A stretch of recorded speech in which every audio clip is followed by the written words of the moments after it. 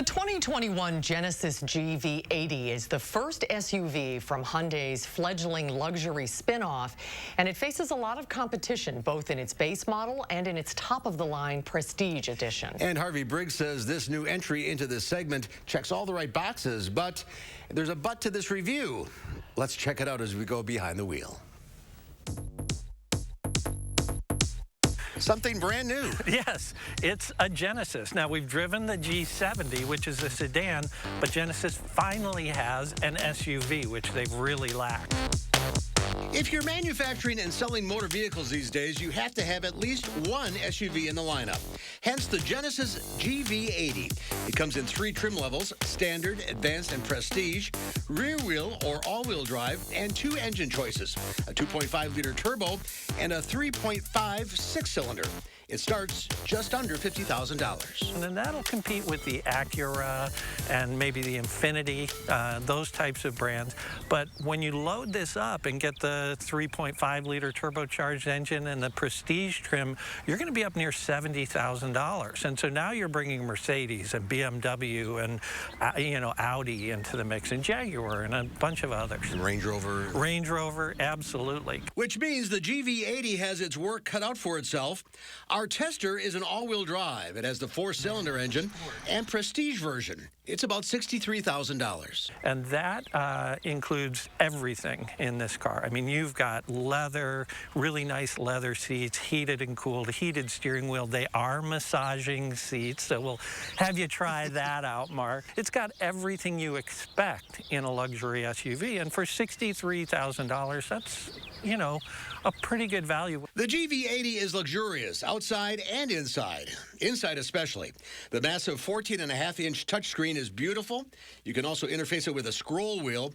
Everything is put together to earn the luxury label. The open-pore wood, is actually similar to the open-pore wood that we saw on the Rolls-Royce in terms of the idea. The execution obviously is different, but it's they're hitting all the luxury cues in this interior. It's got everything. Look at it. Here's something really fun. Look at the sunroof and how the shades work.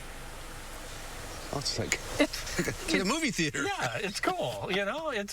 So there's lots of really fun stuff going on in this vehicle, and it drives well. The 2.5-liter V6 makes 311 horsepower.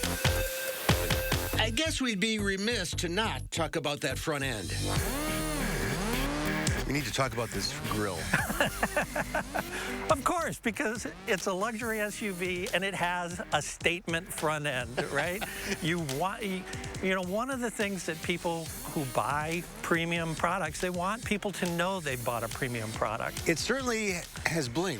Yes, and I think that's really the thing behind this. This is all about, we're going to come out of the box hard. I see a but here somewhere. Well, my question is why? Not what, not who, not how.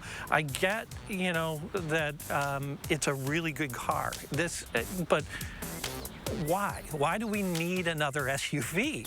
There are tons of brands out there, and what I had hoped Genesis would do was bring me something other than just another SUV in this category. And don't get me wrong, it's a really good SUV, but it's another SUV in a really crowded category.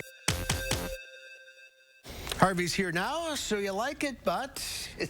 Well, yeah, I mean, how does it differentiate? And they're doing it through design. They're doing it through that bling. But again, it has all the features that everyone else has.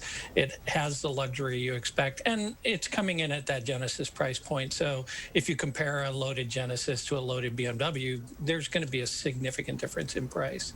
But it got some unexpected PR recently through Tiger Woods. He was driving. Yes. He was driving one of these.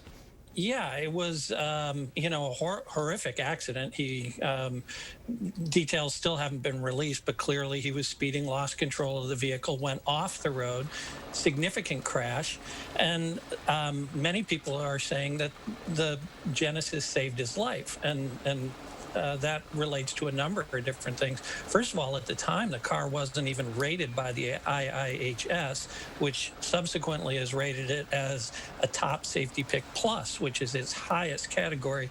And the spokesperson said that it aced all 6 of the crashworthiness tests. Well, that's high praise indeed. Yeah, and it comes because of solid design, solid build quality. But I got to tell you, a couple of things to learn from that accident. First of all, Tiger Woods was wearing his seatbelt, and that's where it all starts. And then secondly, everything worked as it was supposed to. Even, when it rolled over, there was no crush in the roof. The glass at the top of the roof wasn't even broken out. Yeah, all right. Very lucky. Very important these days. All right, the GV80. Yep. Find more on ridesanddrives.com. Thanks, Harvey. Good to see you. Thank you, guys.